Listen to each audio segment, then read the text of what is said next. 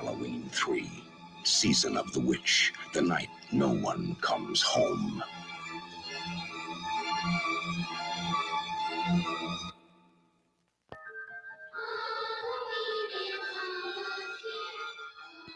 You don't really know much about Halloween. Halloween, the barriers will be down between the real and the unreal. And the dead might be looking in. The last great one took place 3,000 years ago when the hills ran red. Halloween, the chill. You happen to know anything about this Cochran? All I can tell you, mister, is watch out. He's watching you, friend, I guarantee you that. Trick or treat, trick or treat. Hey, Mr. Cochran, just what is the final process? Fellas, I was just kidding. Witchcraft. To us, it was a way of controlling our environment. Hey!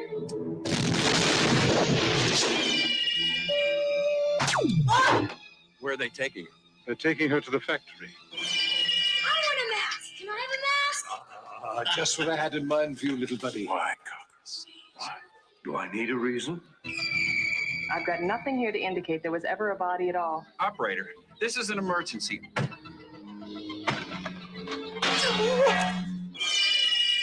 I do love a good joke, and this is the best ever. A joke on the children. I'm glad you'll be able to watch it. You've got to believe me! They're going to kill us. All of us. Stop it!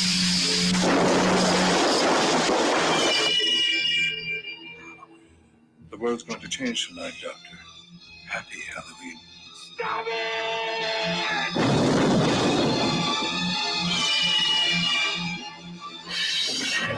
Halloween 3, Season of the Witch, the night no one comes home.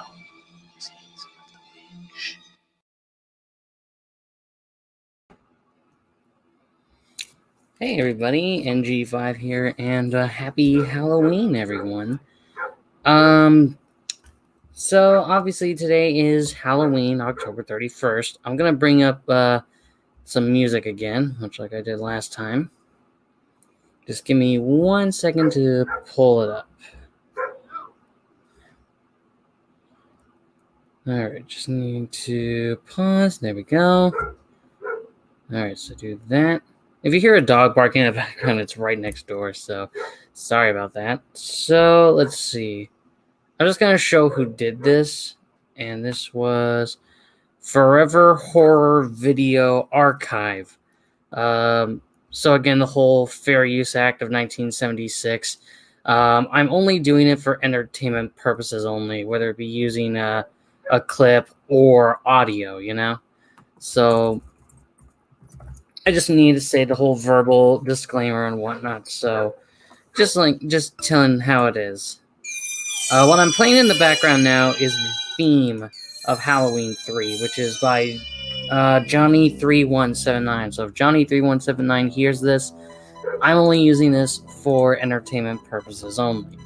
So again, like the whole video and audio thing, I already said it, so I don't need to go into it again. So Halloween 3, Season of the Witch, aka The Night No One Came Home. This was the third movie of the original Halloween franchise, and I totally forgot to mention something in, what was it, Halloween or Halloween 2, which is kind of stupid on my part. What was it? Oh, I forgot to mention it. On the first Halloween, I totally forgot to mention it. Halloween 1 was the only time we saw Michael Myers without the mask on. So like, it's basically when oh my gosh, when Laurie Strode and Michael Myers are fighting or whatever, and Laurie is like fighting back by doing by stabbing Michael with like a needle, his own knife, I think something from the kitchen. I think it was a pair of scissors. So in the whole scuffle or whatever, Laurie pulls off Michael's mask, and this is the only time we see Michael's face, and he looks rather stunned by the fact that he was unmasked, which actually stops him from attacking further. And then he gets shot by Dr. Loomis off the balcony, but then he disappears, which is crazy. I totally forgot to mention that in Halloween 1, and that's the only time we really see Michael Myers in full view without a mask. I mean, we see it a little bit in Halloween 2018, but it's just like a little side view of Michael's face when he's elderly. But let's get into Halloween 3, Season of the Witch. This came out in 1982.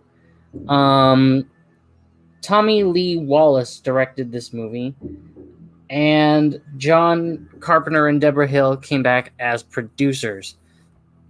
And this is the only entry in this series that doesn't feature Michael Myers as the main antagonist. But there are little hints that it's still reflective of Halloween. It doesn't have as much blood and gore or violence as Halloween 2 did, but some of the death scenes are still pretty crazy. Let's see. This was made on a $2.5 million budget and made about $15 at the box office. So it was okay. But at the time, it was also the poorest of the Halloween movies.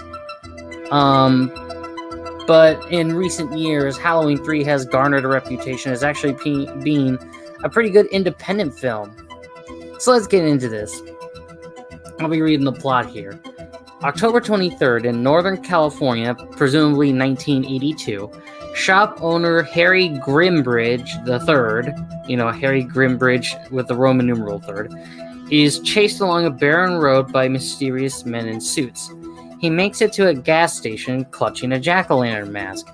He's driven to the hospital by station attendant Walter Jones. At the hospital, Harry is placed under the care of Dr. Daniel Chalice, an alcoholic doctor struggling with the relationships between him and his ex-wife as well as his children. That night, another man in a suit enters Harry's hospital room, murders him, and then immolates himself.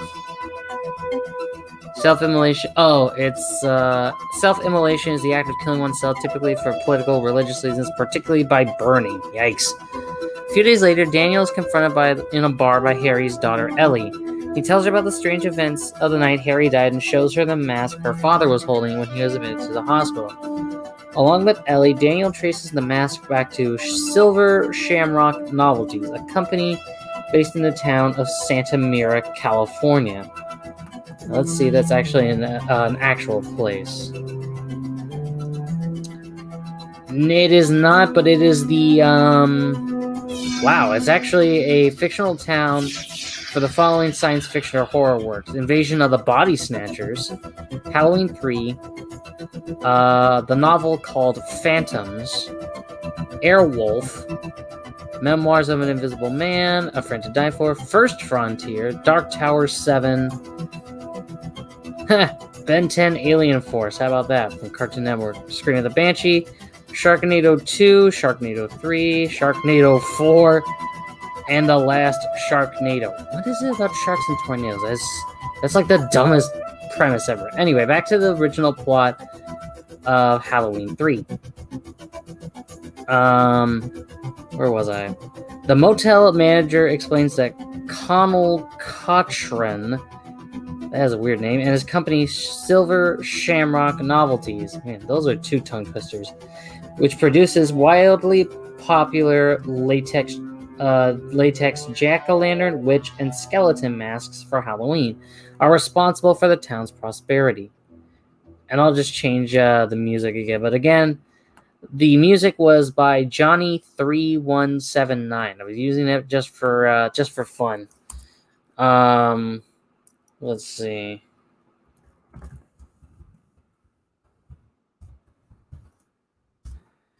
I was gonna change it to the Haunted Mansion ambience music. You might have heard me use it once before back in the day. And this is by Disney Dan. So I'm using it for entertainment purposes only. Fair Use Act of 1976, only for entertainment purposes only. Am I using it for using the audio for entertainment purposes only? Alright, where was I? While signing the motel register, Daniel learns that Harry stayed at the same motel. Other motel guests include shop owners Marge Gutman and Buddy Kupfer, Buddy's wife, Betty, and their son, Little Buddy, who all have business at the company's factory. Marge finds a stone microchip on the back of a silver Shamrock button. She is zapped in the face by its laser beam after poking it with a hairpin, leaving her disfigured and causing a large insect to emerge from the wound. By the way, the insect in question is a Jerusalem cricket. I would look that up. It is a little gross, but yeah. Daniel and Ellie learn of Marge's accident, and Daniel attempts to help, but is forced away by a group of men dressed in lab coats who drive away in a silver Shamrock van with Marge's body. Cochrane arrives and tells everyone not to worry. The next morning, Daniel and Ellie tour the factory with the Kupfers and discover Harry's car there, guarded by more men dressed in suits. They return to the motel but can't contact anyone outside of town. While Daniel attempts to phone for the authorities, Ellie mysteriously disappears and Daniel is captured by the men in suits who are revealed to be androids created by Cochrane. Cochrane reveals his plan to sacrifice children wearing his masks on Halloween, thus bringing about a resurrection of the ancient age of witchcraft. For Silver Shamrock's quote-unquote big giveaway, which will air at 9 o'clock p.m.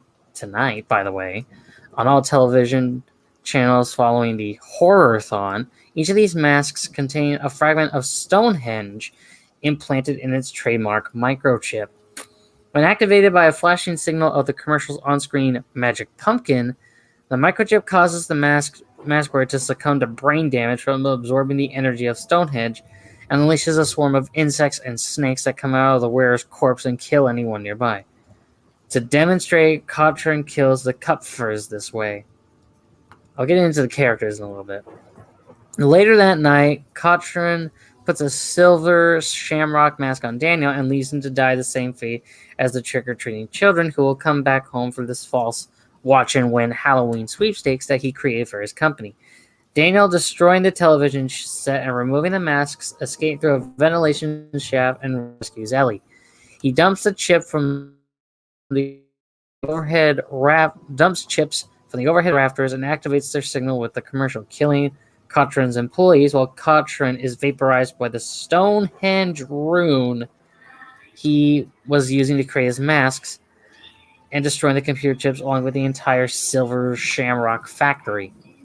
As the two drive away, Ellie attacks Daniel, revealing herself to be an android duplicate and that Cochrane's henchman presumably killed her. Daniel crashes the vehicle but decapitates the android with a tire iron. On foot, Daniel arrives at Walter's gas station where he contacts the television stations and attempts to conceive all the station managers to remove the commercial. At the same moment, a group of trick-or-treaters wearing the silver Shamrock masks arrive at the station to participate in the big giveaway on Walter's TV. Daniel persuades the stations to take it off channels 1 and 2, but on channel 3, commercials keep playing. Daniel desperately screams on the phone for the final station to turn off the commercial, and his fate is unknown.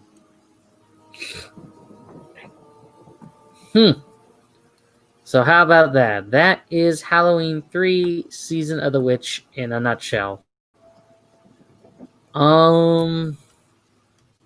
Let's see. So this is obviously after the events of Halloween 1 and 2. Halloween 3's subtitle actually comes from George Romero's second film, Season of the Witch. Season of the Witch in 1973, also known as Hungry Wives, but the plot contains no similarity to Romero's story of a housewife who becomes involved in witchcraft. Let's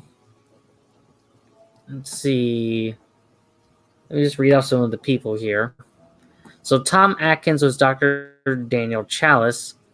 Stacy Nelkin was Ellie Grimbridge.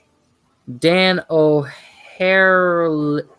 I should be able to read that better because I did an ancestry thing and I found out I have a good percentage of Irish descent. Daniel Peter O'Harelehy. There we go. He died in 2005, but he was Connell Cochran in Halloween 3 Season of the Witch. That is such a hard name to say.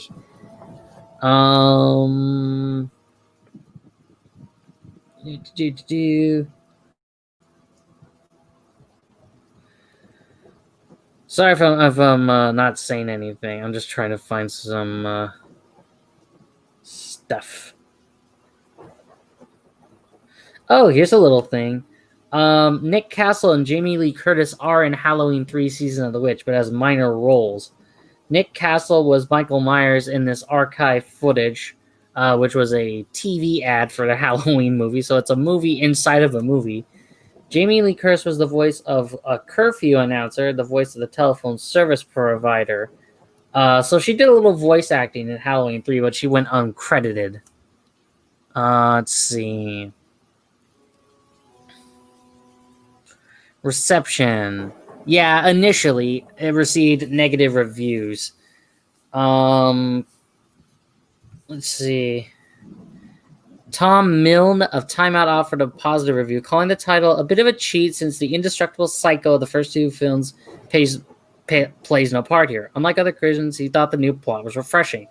With possibilities of the characters well and truly exhausted, Season of the Witch turns more profitably to a marvelously ingenious Nigel Kneale tale of a toy maker and his fiendish plan to restore Halloween to its witch cult origins.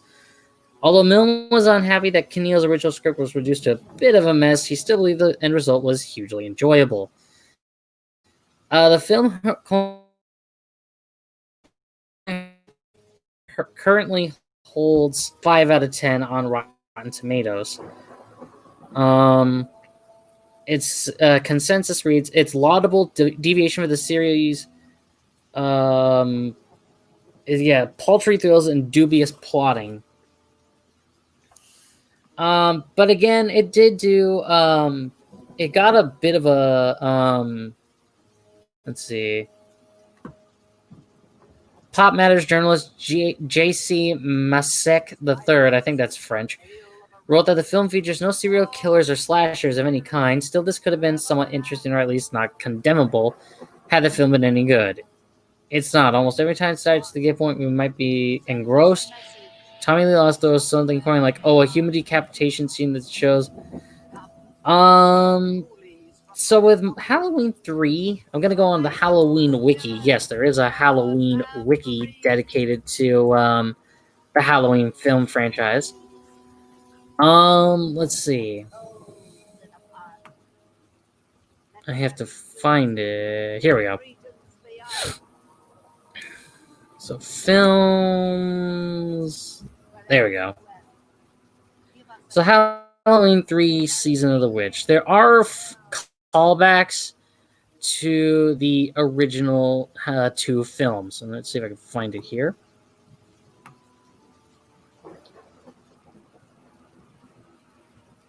Well,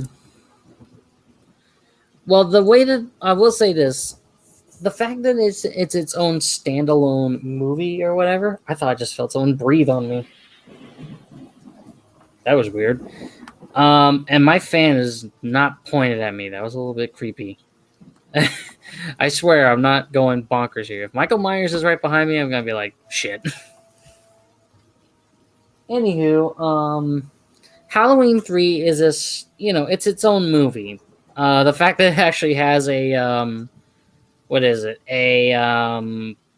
trailer for the Halloween original movie, that's actually kind of funny. But the way that okay, let's see. So there are little callbacks to the original Halloween films. Such as that trailer. But the way that the androids really aren't well explained, but the androids that are walking around in the movie, they're like Michael Myers if you look at it out of context. The androids move around much like Michael Myers. They're silent. They kill without remorse, and let's see, robot. Yeah, robot assassin. They're basically the season of the witch version of the Silver Shamrock androids were the unnamed henchmen of Connell Cochran. I don't even know if I'm saying that right. It's such a weird name.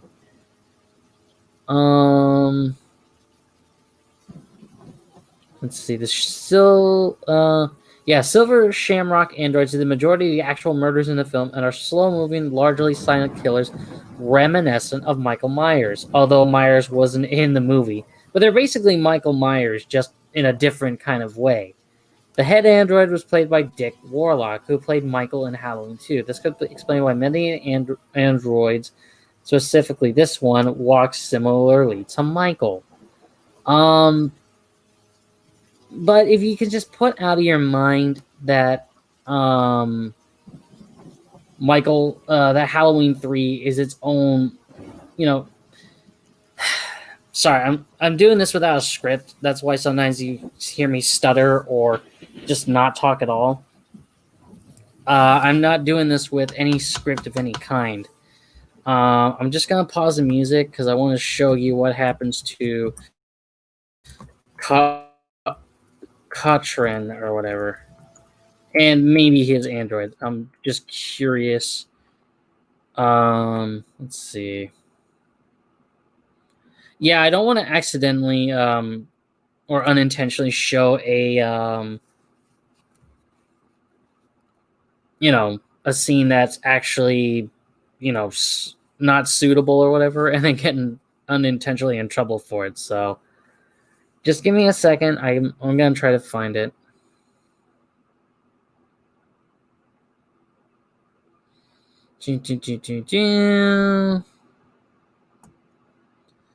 I guess I'll use. Let's see. Should I use movie clips? Oh, what the heck! I'll use movie clips because I think I've done this once before with Ghostbusters. So I'm gonna show you guys the.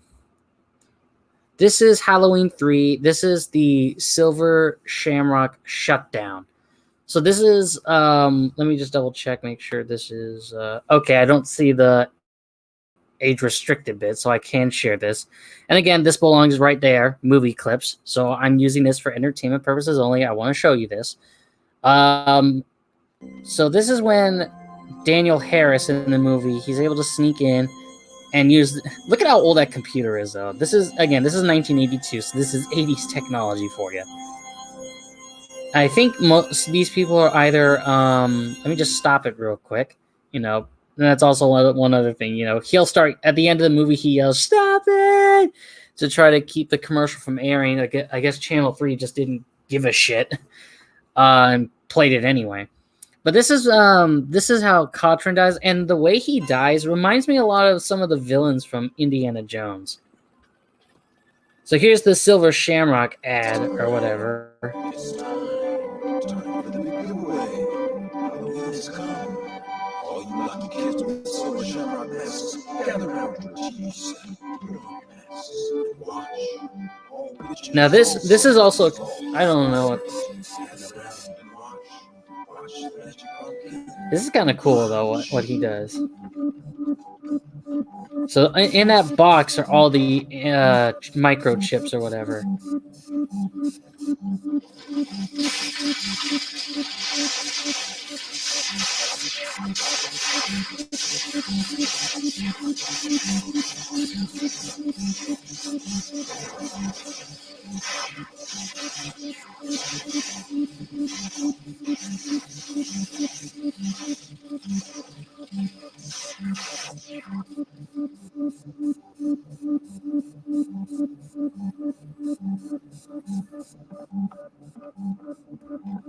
So he basically just wiped out the entire factory staff.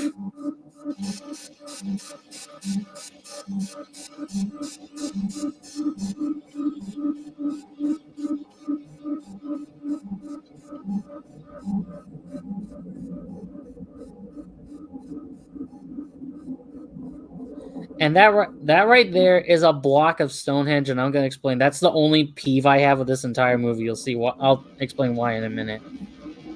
Still pretty cool special effects from 1982.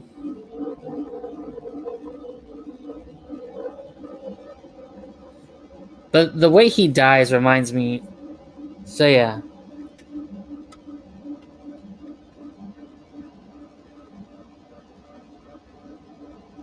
So then he gets vaporized right here.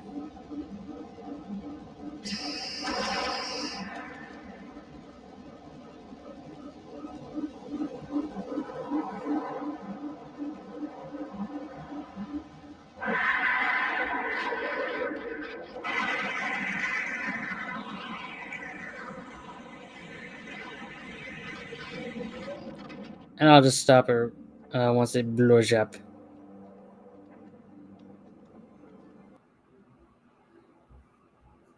But yeah, that was at the very end. You did see a little bit of some of the other clips that movie clips showed from Halloween 3. But the way he dies, he basically gets vaporized. Although, you know, it looked like he was petrified at first and then wound up getting turned into stone or something. Like it looks like he got turned into stone and then he, you know, disappears or whatever. But my main peeve, and it's a small one, but it's still just like one of those major peeves. How the hell did Cochran, whatever his name is, how is he able to slip a giant slab from Stonehenge, which, by the way, for those of you that don't know, it's in England.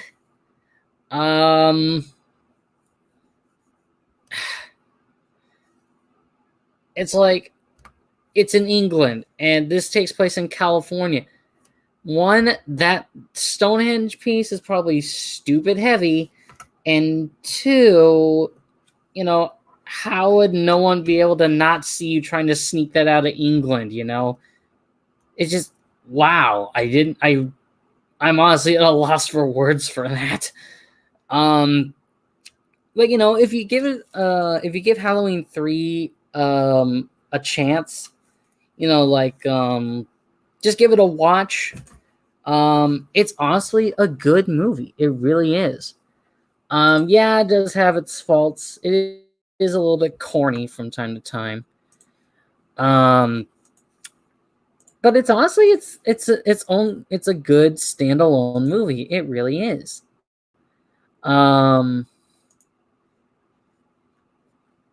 It really is a good movie. So I would honestly recommend watching Halloween 3 Season of the Witch because it's its own unique movie. Yeah, it got thrown under the bus back in the day. But nowadays, it's actually a really, really good movie. It really is. I can't get over how good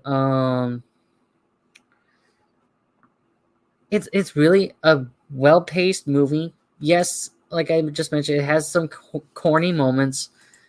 But the way it ends, it's a cliffhanger. You don't know whether or not Channel 3 finally stopped. You know, this is obviously all before major TV networks and all that, so they only have like 3 main channels. But yeah, it's really good. That's all I gotta say. Again, the only peeve I have is moving a giant stone block from England to California. How do you do that without being caught? And, you know, one other thing I want to say is for all the fanboys back then and now that say Halloween 3 stinks because, you know,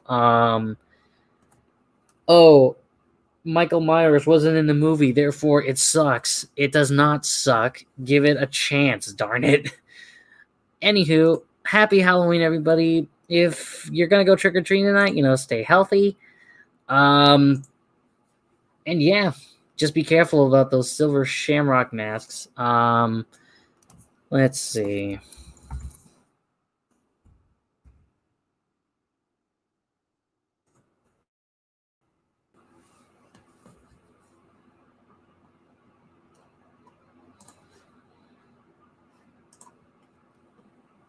Give me a second here.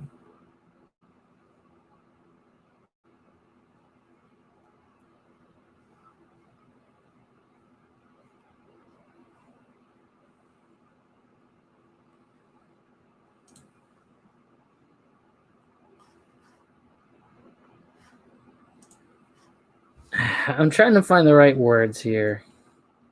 Here, I really am.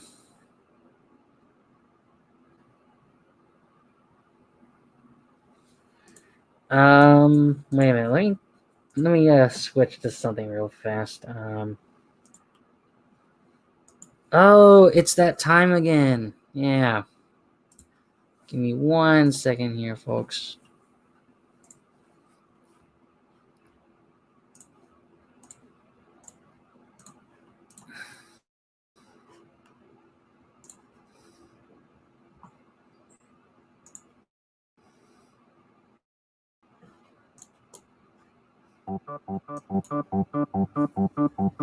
Happy, happy Halloween, Halloween, Halloween. Happy, happy Halloween, Silver Shamrock. Happy, happy Halloween, Halloween, Halloween. Happy, happy Halloween, Silver Shamrock. It's time for the big giveaway. Halloween has come. All you lucky kids with silver shamrock masks, gather around your TV set, put on your masks, and watch. All witches, all skeletons, all jack-o'-lanterns, gather round and watch. Watch the magic pumpkin. Watch.